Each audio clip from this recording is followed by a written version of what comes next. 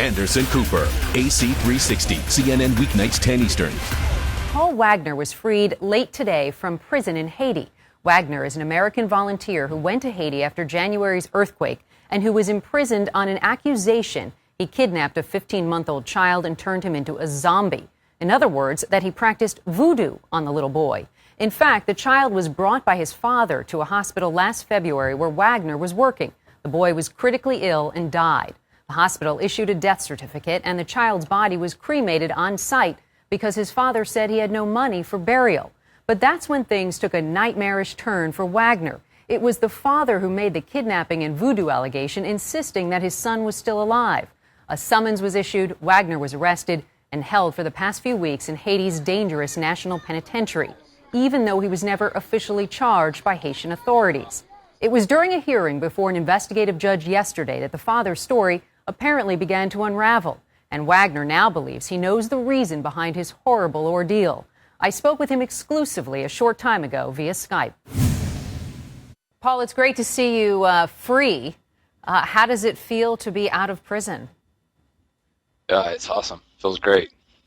How did this happen today? That yesterday we spoke with your colleague, and it wasn't clear exactly whether or not you were going to be freed. So tell us how it came to be today. Well, Big Paul pushed it until it went through. I had actually just finished dinner and laid down to go to sleep whenever the guards came through, told me it was time to release me for me to get dressed and be ready to go in a few minutes. What was prison there like for you? I mean, how scared were you that you might never have gotten out?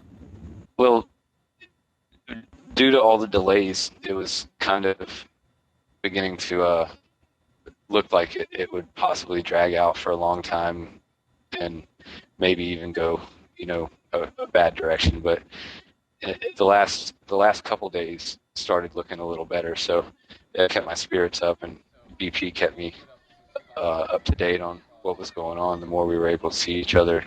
So I got in the last probably 48 hours, it started looking really good. Tell me about the conditions. They're nothing nice.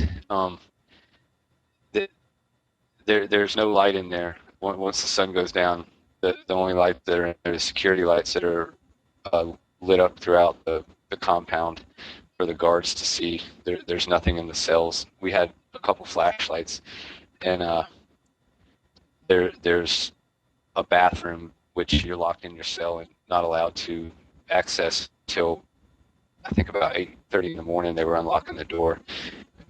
We had no way to keep up with the time either, so I'm not real sure about that. But around 4 o'clock they would lock us back down, and that was the last time you had access to the showers or bathroom.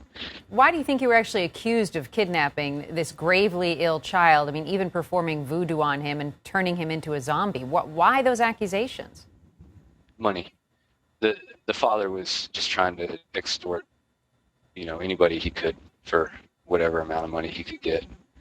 But what contact did you actually have? I mean, if you could just set the record straight for us tonight, because we are finally hearing your side of the story. What contact did you actually have with the father and this boy, if any?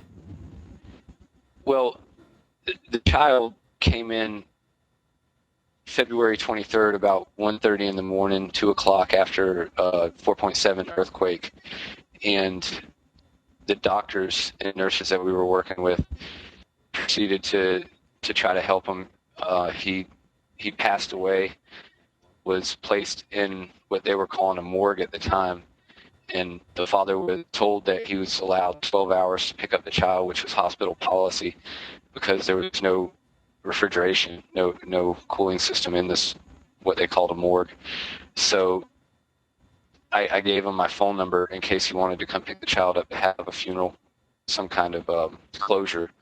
And later that day, he gave me a call. I escorted him back to the morgue.